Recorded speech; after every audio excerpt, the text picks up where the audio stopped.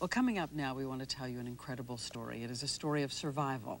6 young children taken away from their alcoholic mother by the state of Florida and placed in foster care, a system that has been under fire, as we've seen in the past few months. This is a story that doesn't shed a better light on that system, but does remind everyone how terribly endangered children can become. ABC News Chief Investigative Correspondent Brian Ross has this report. The oldest is Jesse. He's now 15, the leader. That was cute. There's a set of twin brothers, Jordan and Joey. The freckled-faced one is Toby. And the youngest are also twins, Susanna and Robbie. These children were tortured. These children were neglected. These children were abused.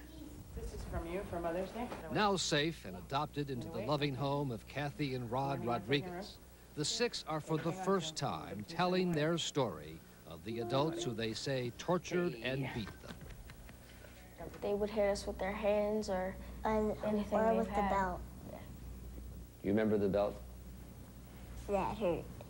Where the state of Florida put them was in this house, in the care of this woman, Jacqueline Lynch, who collected some $150,000 as a foster mother, even though 4 years earlier, one of her own children had been taken away from her by the state because of allegations of physical and sexual abuse in her home. Time after time, the bells went off that this was a dangerous home. For almost 2 years, no state caseworker ever came to inspect the Lynch home, about a 20-minute drive from the state offices, even though there are supposed to be visits once a month. What they would have found by simply walking down this hall was a small room, barren but for a few sheets, where the 6 children say they were locked up as soon as they returned home from school. Most of the time we slept in the floor, or you wake up in the middle of the night shivering. It was really cold. Cockroaches came out of the ground of the wall and out of the vents. It scared me a lot. These children weren't fed, they were fed out of a bowl. One bowl where these children would have to get on their knees and eat like dogs. And once locked in, there was no bathroom. We'd have to wait until the morning. So you probably wet your pants sometimes, right? Oh, yeah. What would happen then?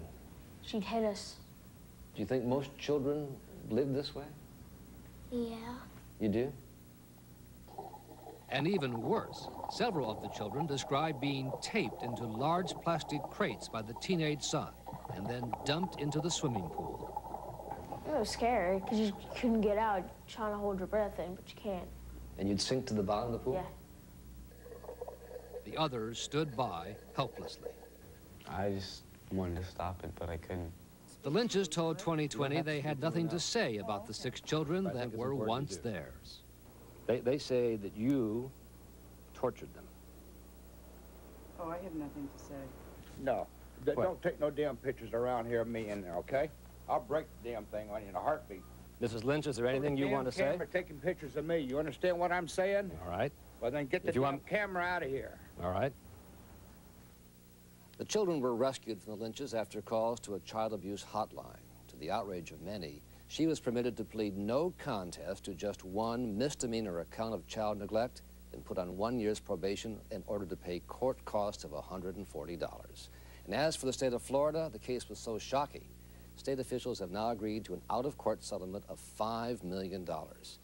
The children's new parents say they'll need every penny of it to help overcome the physical and emotional battering they went through, Diane. How did that plea take place? It's astounding to everyone that's only charge they brought was 1 count of child neglect. Despite police reports showing inhumane and dangerous conditions in the house, and none of the state workers who failed the children for so long, none that we can find has been disciplined or dismissed. Well, again, it is a source of such outrage, and if you want to see more of Brian's report, please tune in tonight at 10 p.m. Eastern Time for 2020.